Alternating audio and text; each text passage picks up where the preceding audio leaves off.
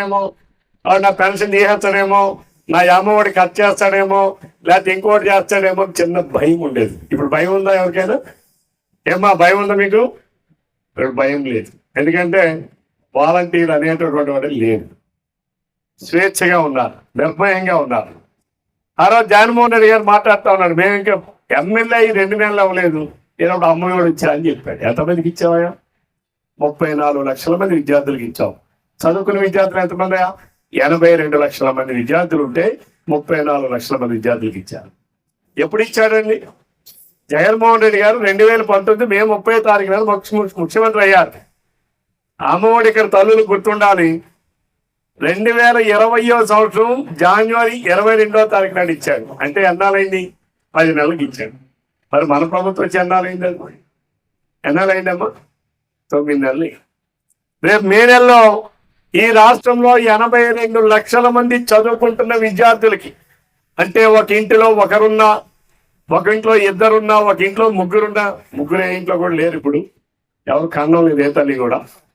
కానీ కనాలి రేపు. పిల్లలు కనకపోతే మనం ఇవన్నీ ఏం చేసుకుంటాం? రేపు విగ్రహాలు దానిలో వేయడానికైనా పిల్లలు ఉండాలా లేదా? ఏమో ఉండాలా లేదా? మీరందరూ ఒకరితో ఆపరేషన్, 2 ఆపరేషన్ చేసుకుంటే రేపు ఎవరు ఉంటారు? ఈరోజు మనం వాళ్ళకి ఎంతమంది విద్యార్థులు ఉంటే ఒక ఇంట్లో అంతమందికి కూడా ఏడాదికి 15,000 రూపాయలు చొప్పున రేపు మే నెలలో ప్రతి ఒక్క తల్లికి 100 పేరుతో రేపు ఇవ్వబోతున్నాం అని చెప్పి సందర్భం తెలియజేయచ్చు.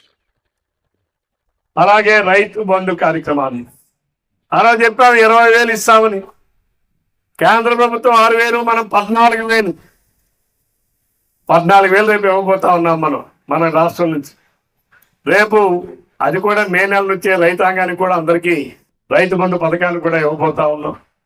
అంటే పూర్తి స్థాయిలో బడ్జెట్ ప్రవేశపెట్టింది ఈ ఏడాది.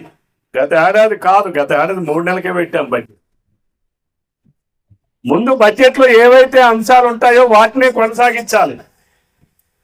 ఆదాయం ఎంత, వ్యయం ఎంత, ఏ పథకానికి ఎంత డబ్బులు ఇవ్వాలి, ఏ పథకానికి ఎంత ఇచ్చేయాలి, జగన్మోహన్ రెడ్డి పెట్టడం మానేసి ఆయనేమో మీరెవరా అని మాట్లాడుతున్నారు. అలాగే రెండవది వాలంటీర్లు. అంటే మీకు అందరికి ఎందుకు గుర్తు చేస్తున్నా అంటే, పాపం వాలంటీర్లు ఎంత మోసం చేశాడంటే, ఏప్రిల్ నెల నుంచి వాళ్ళు అసలు రెన్యూవల్ చేయలే. వాళ్ళు వాలంటీర్లు కారు.